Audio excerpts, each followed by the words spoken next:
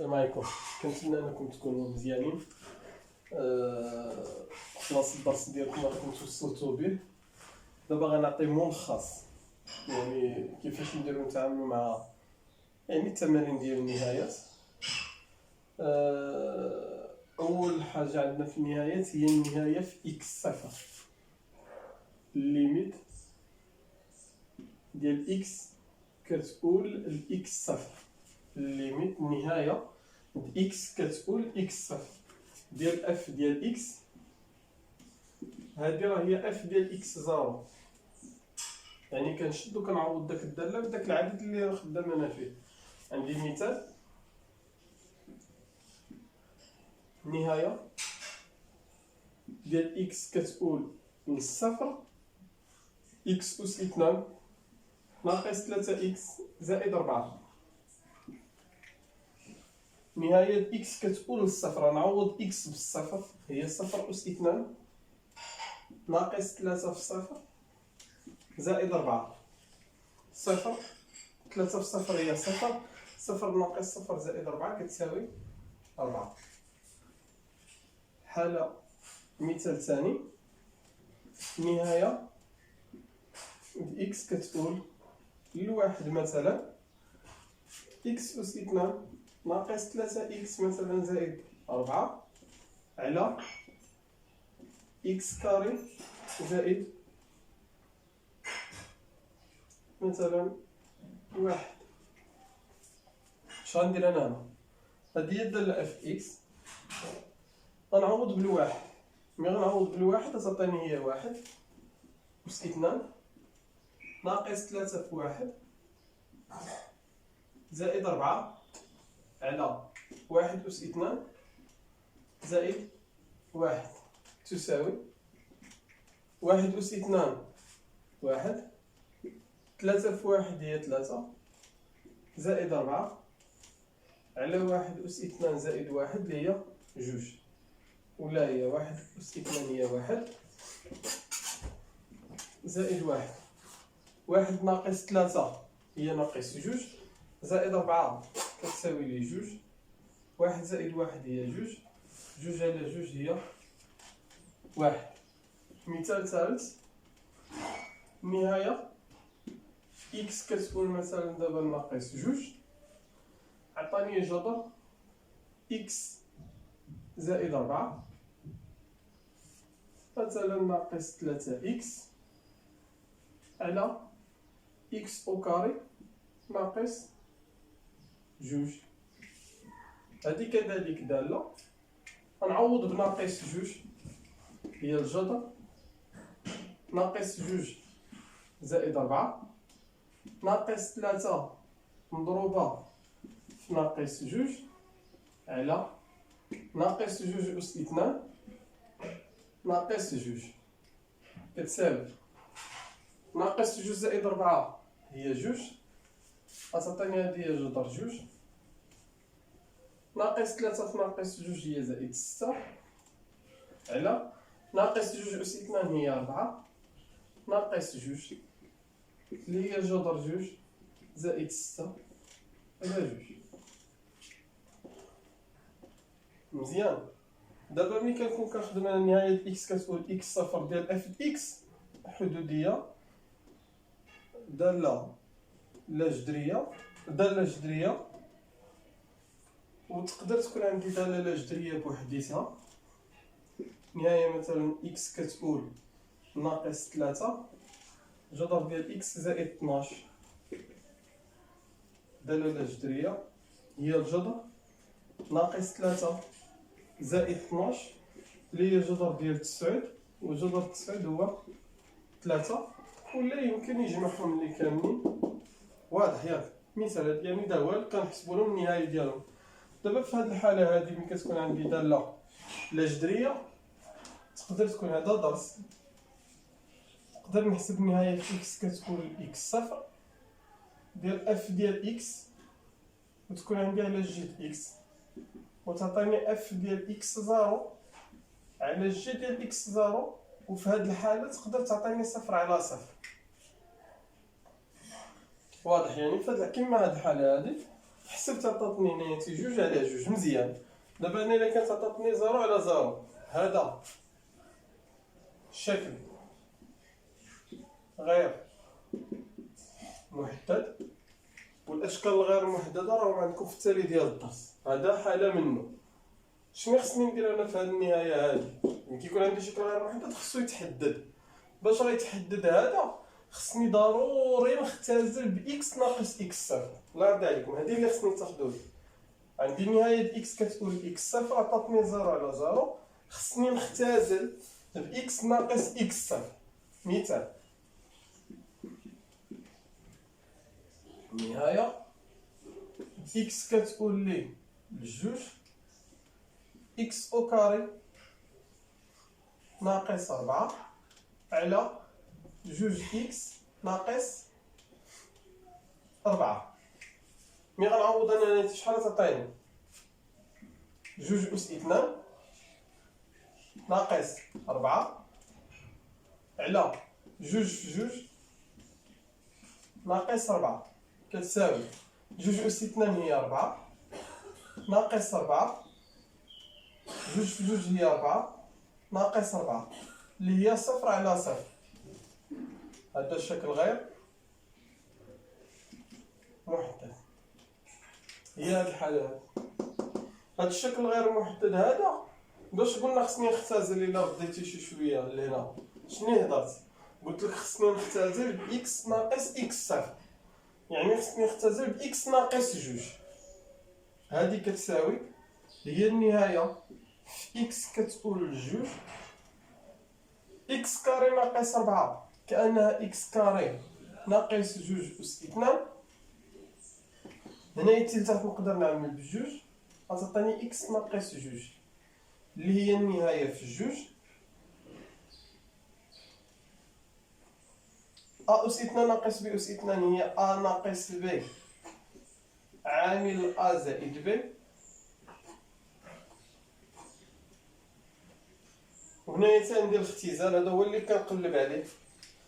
باش خصني نختزل قلنا خصني نختزل باكس ناقص هذا العدد، يعني خصني نختزل باكس ناقص 2. ملي كنختزل كنعوض 2 زائد 2 على 2 اللي هي 4 على 2 كتساوي لي 2. غنعطي مثال واحد اخر.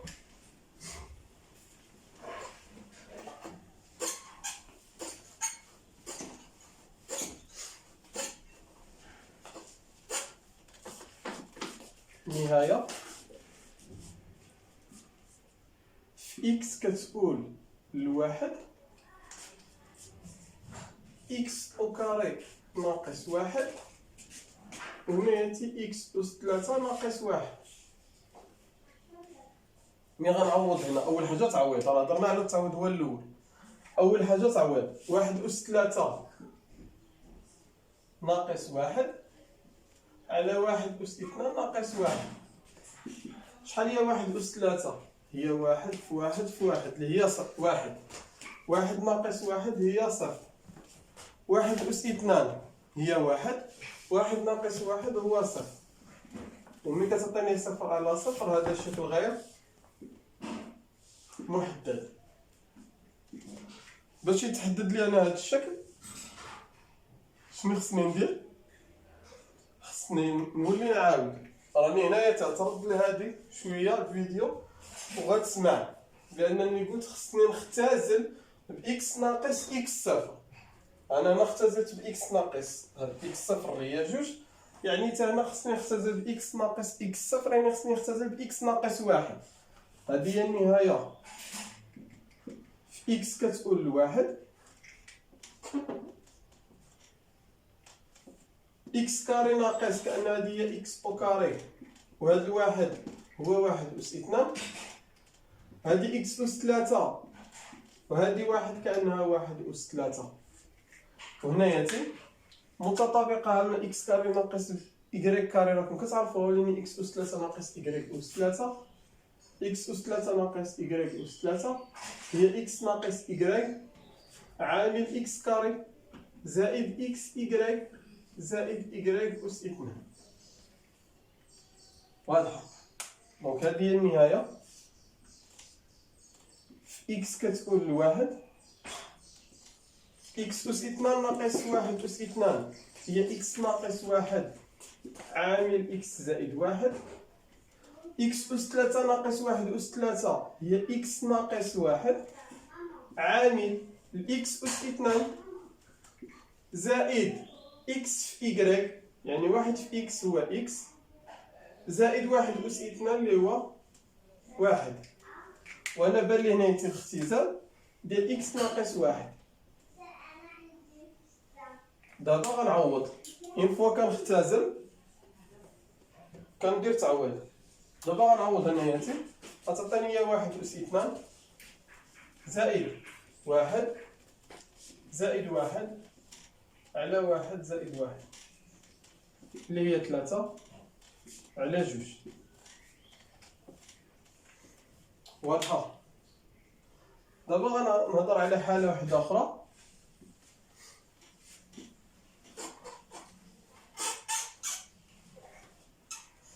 ملي غيعطيني الجذر نهاية الإكس مثلا كتكون لي الواحد، الجذر ديال إكس زائد 3 ناقص 2 مثلا على إكس أس 2 ناقص 1 أس 2 يعني ناقص 1. اش غندير أنا؟ نفس الشيء، اون فوا كيعطيني هادي خصني نعوض هو الأول. 1 زائد 3 ناقص 2 على 1 أس 2 ناقص 1. شحال هي 1 زائد 3 هي 4. الجذر ديال 4 هو 2 ناقص 2. 1 أس 2 هو 1 ناقص 1 اللي هي 0 على 0. هذا الشكل غير محدد. هذا الشكل غير محدد نفس الهضره عاوتاني كنولي نعاود. غترد هنايا غتلقاني بانني قلت خصني نختزل اكس ناقص اكس صفر. هنا خصني نختزل اكس ناقص 1. المقام راه كاين. هادي راه متطابقه هامه كأنها اكس ناقص 1 عامل اكس زائد 1. راه هادي هي هادي نفسها. كانت اكس كاري ناقص 1 كأنني درت اكس كاري ناقص 1 أس 2 وخدت هكا. واضح. انا خرجت من اكس ناقص هاد العدد. هنا تي عندي الجذر خصني نضرب في المرافق. الجذر ديال اكس زائد 3 ناقص 2 المرافق ديالها هي ا ناقص ب، المرافق ديالها هو ا زائد ب. فاش ما ضربت في البسط غضرب كذلك في المقام. ردوا معايا البال هنا الله يرضي عليكم. هذه كانت حدوديه درت التعميل، حدوديه على حدوديه درت التعميل. دابا عطاني هنا الجذر. ملي كيكون عندي الجذر خصني نضرب في المرافق، وفاش ما ضربت في البسط كنضرب في المقام. شنو هو المرافق ديال ا ناقص ب هو ا زائد ب. غنضرب في المرافق وهاد اكس كاري ناقص 1 أس 2 هي اكس ناقص 1 عامل اكس زائد 1. هذه كتساوي هي النهايه. في اكس كتكون لواحد ا ناقص ب عامل ا زائد ب متطابقه هامه. ا ناقص ب عامل ا زائد ب هي ا أس 2 ناقص ب أس 2. نهاية إكس كتكون لواحد ديال جذر إكس زائد 3 أس 2 ناقص 2 أس 2. هاي أ ناقص ب عامل أ زائد ب هي أ أس 2 ناقص ب أس 2. وهذه غتبقى كما هي إكس ناقص 1 عامل إكس زائد 1 عامل جذر إكس زائد 3 زائد 2 كتساوي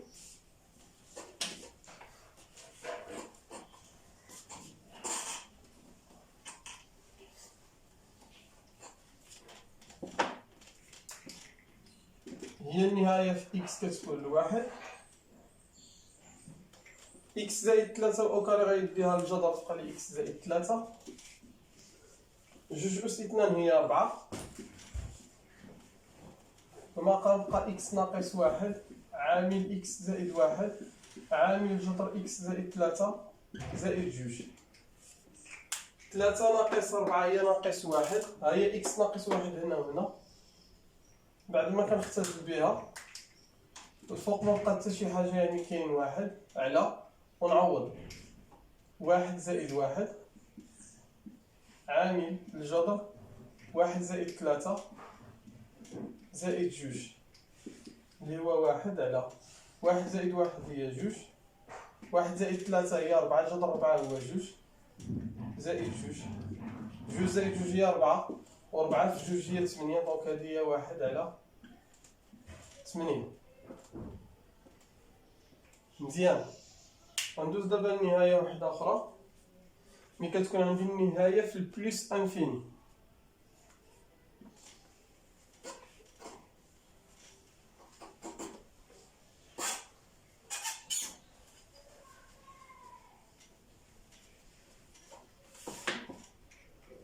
عندي النهاية ملي تكون عندي إكس كتقول البلوس انفيني ديال إكس أس إن. هاد إن هادي راه كتنتمي لإن إطوال، مجموعة إن عارفينها هي مجموعة الأعداد الصحيحة الطبيعية. إن إطوال مجموعة الأعداد الصحيحة الطبيعية الغير منعدمة، يعني داك القيم ديال إن خصها تكون 1 جوج 3 4 5، هادوما القيم اللي غتاخد. هادي النهاية راه ديما كتساوي لي بلوس انفيني. مثال هنا النهاية إكس كتقول بلوس انفيني ديال إكس، هنا كأن أس 1، يعني هاد الحالة بلوس انفيني. والنهاية إكس كتقول بلوس انفيني إكس أس جوج حتى هي بلوس انفيني. النهاية في البلوس انفيني إكس أس 3 راه حتى هي بلوس انفيني. النهاية في البلوس انفيني إكس أس 17 تهضر عدد كينتمي لإن حتى هي بلوس انفيني.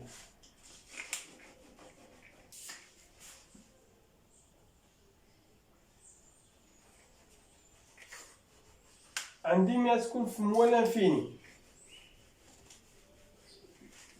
إكس كتقول موال انفيني ديال إكس أس إن، نفس الشيء هنايا إن هي كتسمى إن إطوال. هنايا في الموال انفيني الله يرضي عليكم خصني راه ماشي بحال بلوس انفيني. بلوس انفيني كيما كان الأس راه بلوس انفيني. في الموال انفيني خصني نرد البال واش داك إن بعدا غتكون كتساوي إما بلوس انفيني ولا غتكون كتساوي موال انفيني. هاد الحالة هادي إلا كان إن زوجي، والاعداد الزوجيه راكم كتعرفوا شكون هي، 2 4 6 8، يعني كتسمى ان اطوال، يعني الزيرو واخا عدد زوجي ما غندخلوش انا هنا لانني كنهضر على ان كتسمى ان اطوال. يعني الا كانت اكس اس 2 اكس اس 4 اكس اس 6 اكس اس 8 اكس اس 12 اكس اس 24، ومولا انفيني الا كان عندي ان فردي. ان فردي يعني كنهضر على اس 1 اس 3 اس 5 اس 17. مزيان. ها مثال هنا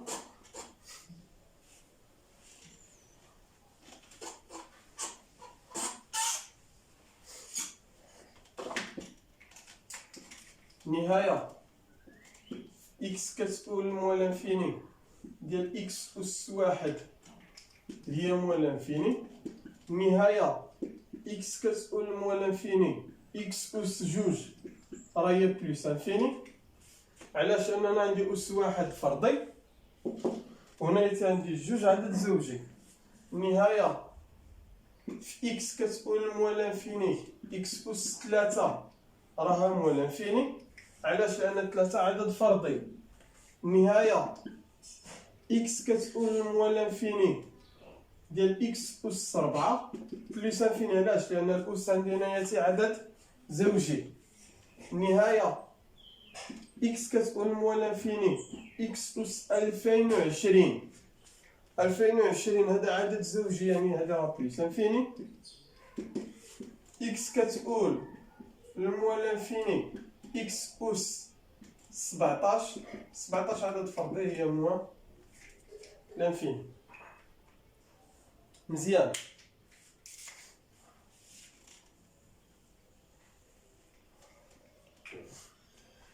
واضح هادشي هذا. دابا غنهضر على التطبيقات ديال هادشي هذا فين غنلقاه. غنلقاه ملي غيكون كيهضر لي على مثلا نهايه في لانفيني وغتكون مثلا عندي حدوديه. مثال الا كانت اف ديال اكس داله حدوديه، والداله الحدوديه راني هضرنا عليها، هي اللي كتكون كتكتب على فيها غير لي زيكس والاعداد، والاس كينتمي خلاص الان، وما كيكونش عندي الكسر فيه اكس، وما كيكونش عندي الجذر فيه اكس. هذه كتسمى داله حدوديه. طيب النهايه اكس كتقول بلس انفيني اكس اس 16 ناقص اكس اس 4 زائد جوج اكس ناقص واحد. هذه داله حدوديه. علاش؟ لان هاد لي زيكس هادو اللي عندي هنا ما كاينينش في الرقم وما كاينينش في الجذر، والاسات اللي عندي راهم كينتميو الان. ملي كتكون عندي النهايه ديال الحدوديه هي النهايه ديال اكبر اس. راه ملي كنكون كنهضر في لانفيني سواء في البلس انفيني ولا في موال انفيني، ماشي كما كنا كنديرو في عدد. نهايه اكس كتقول بلس انفيني ديال الحدوديه هي النهايه ديال اكبر اس.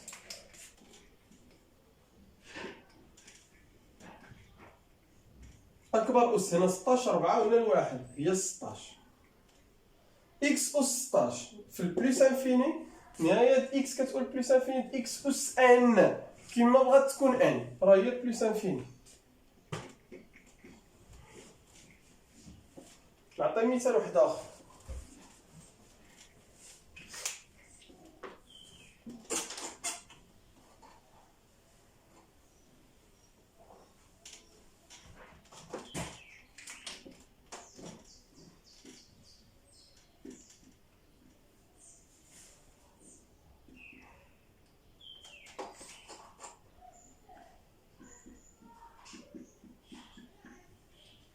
النهايه اكس كتقول موال انفيني هذه داله حدوديه، هي النهايه في اكس كتقول موال انفيني. شكون هو اكبر اس عندي؟ هي 3. غناخذ معها المعامل هنا يصير المعامل ديالها هو واحد. غادي ناخذ المعامل اللي هو ناقص جوج اكس اس 3. نهايه في الموال انفيني اكس اس 3 نهايه في الموال انفيني. هنا قال لي عندي جوج الحالات، واش داك الان فردي ولا زوجي؟ 3 عدد فردي يعني غتكون هي موال انفيني. هذه موال انفيني مضروبه في عدد سالب.